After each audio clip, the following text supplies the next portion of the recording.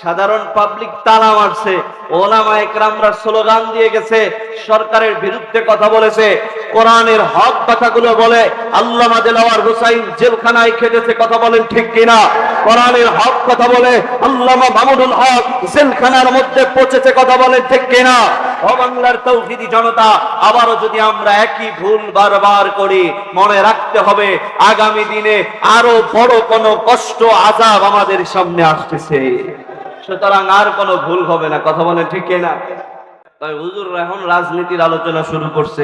কোরআনে কি রাজনীতির আলোচনা নাই? রাসূলের জীবনে কি রাজনীতির আলোচনা নাই? রাসূল কি বদরে উহুদে খন্দকে যায় নাই? রাসূল কি দান্দান মোবারক শহীদ করে নাই? রাসূল কি দেশকে পরিচালনা করে নাই? একদল মানুষ কয় হুজুররা এত রাজনীতির দরকার কি, ইমাম সাহেবেরা তো রাজনীতির দরকার কি, কয় কি কয় না? ইমাম সাহেবরাই রাজনীতির মসনদে থাকবে, কথা কন না?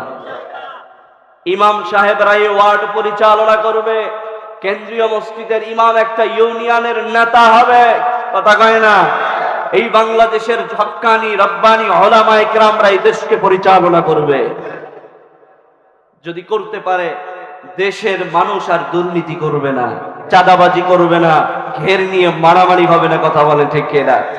আমরা কি দেখলাম 5ই আগস্টের পর থেকে আমরা যে স্বাধীনতার ছোঁয়া পেলাম, যে স্বাধীনতার বলি গ্রামে গঞ্জে শহরে পৌঁছাইতে লাগলাম, এর ভিতর দিয়ে একদল মানুষ যারা আজকে ওই যে 16টা বছর যেমনি ভাবে ঘের দখল করে রেখেছিল, এখনো তারা ঘের বেরি দখলদারিত্ব শুরু করে দিয়েছে।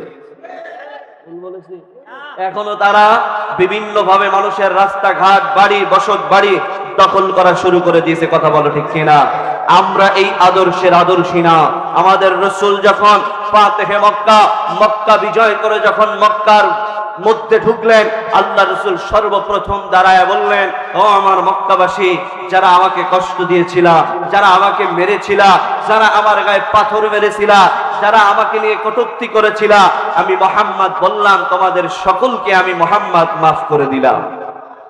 জোরে কোন সুবহানাল্লাহ। এটা কার আদর্শ? কার আদর্শ?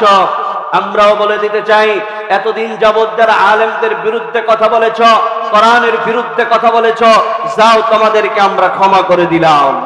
তবে এটা মনে করবা না এই ক্ষমার কারণে তোমরা তোমাদের কার্যক্রম আরো বেগবান করবা, এটা আর তৌহিদি জনতা হতে দিবে না, ঠিক কিনা?